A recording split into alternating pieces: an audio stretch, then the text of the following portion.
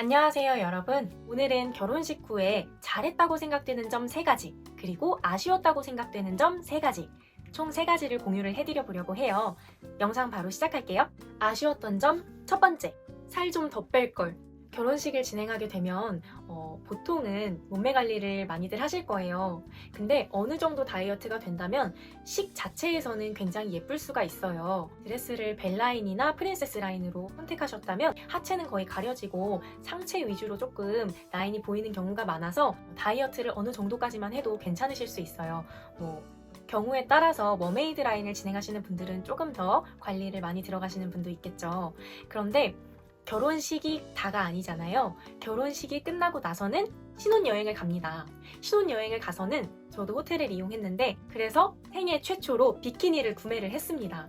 근데 저는 어느 정도 다이어트가 되었기 때문에 비키니 정도는 괜찮지 않겠어? 라고 생각을 했는데 그런데요, 여러분, 비키니를 입으려면 생각보다 다이어트를 더 많이 해야 합니다.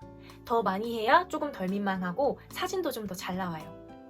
제가 결혼식장에서는 3일 정도 디톡스라는 명분을 가지고 거의 굶다시피 했어요. 그래서 그냥 일반 옷을 입었을 때 핏이 완전히 달라져 있었고 드레스 핏도 예전에 드레스 셀렉할 때에 비해서는 굉장히 슬림해진 그러한 핏을 느낄 수가 있었는데요.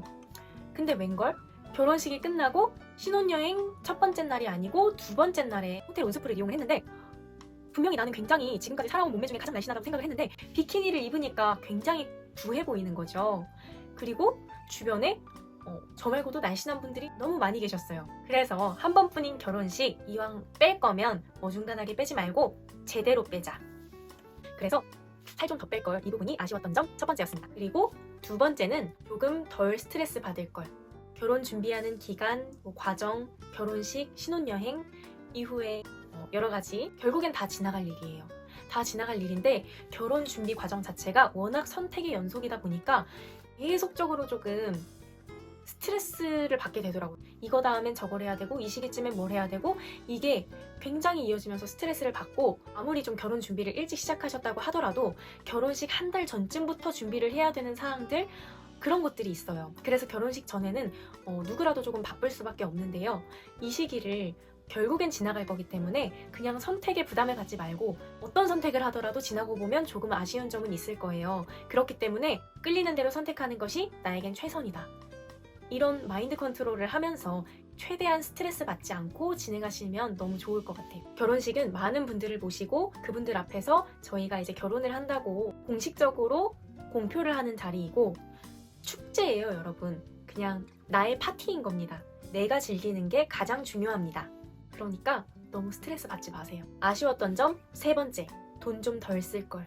결혼식을 하고 난 직후에 분들이라면 공감을 하시지 못할 수도 있어요. 2-3달 정도쯤 지났을 때 이런 마음이 들기 시작했습니다. 결혼식이 끝나고 한 2-3달쯤까지는 그냥 마냥 행복해요. 신혼생활이 즐겁고 축복해주신 많은 분들한테 감사하면서 하루하루 시간이 지나다 보니까 결혼식 후에 굉장히 또 행복하고 감사하고 좀 마음 벅차고 보람된 그런 시기가 있어요. 근데 그 시기가 지난 다음에 현실이 찾아옵니다. 아이를 계획하시던 계획하시지 않던 결혼을 했기 때문에 이제는 하나가 아니라 둘이기 때문에 미래 계획을 조금씩 논의를 하실 거란 말이에요.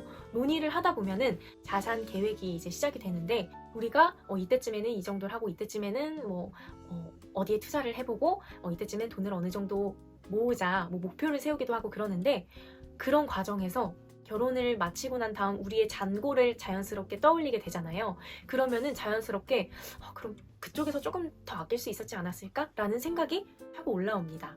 그래서요, 여러분, 제가 말씀드리고 싶은 부분은 2가지 정도는 조금 줄여보셔도 좋을 것 같아요.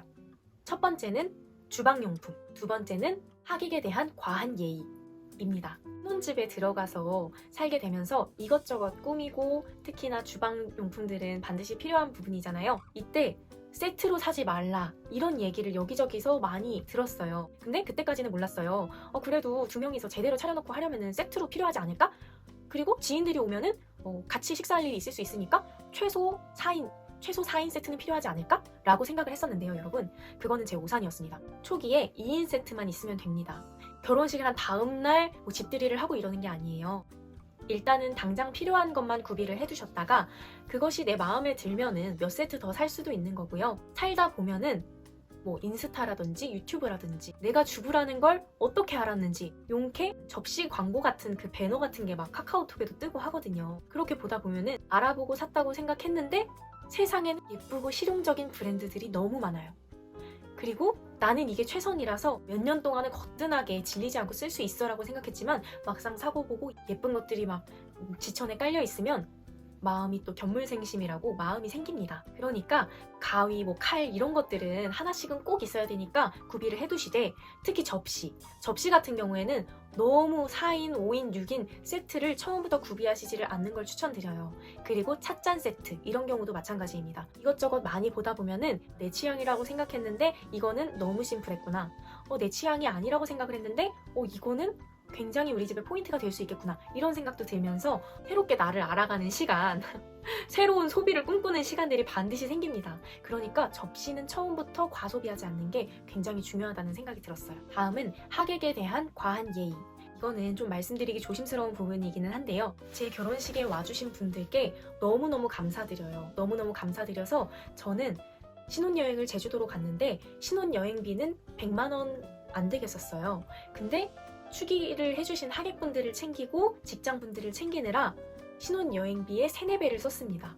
근데 이거는 제가 조금 과했던 것 같기는 해요. 이유가 뭐냐면 축의금을 또 많이 해주시는 분들도 더러 계시다 보니까 그렇게 많이 해주시는 분들은 그 금액에 상당하진 않더라도 어느 정도 수준까지는 맞춰서 챙겨드려야겠다는 생각이 들기도 했었고, 그리고 오래된 친구들 같은 경우에는 그 감사한 마음을 표현하려고 하다 보니까 조금은 금액대가 있는 걸 구입을 하게 되더라고요. 근데요 여러분, 결혼식에 와주신 분들은 앞으로 쭉 함께 해나갈, 쭉 가져갈 우리의 인간관계입니다. 그렇기 때문에 이번에 내 행사가 끝나고 우리의 관계가 끝나는 게 아니에요.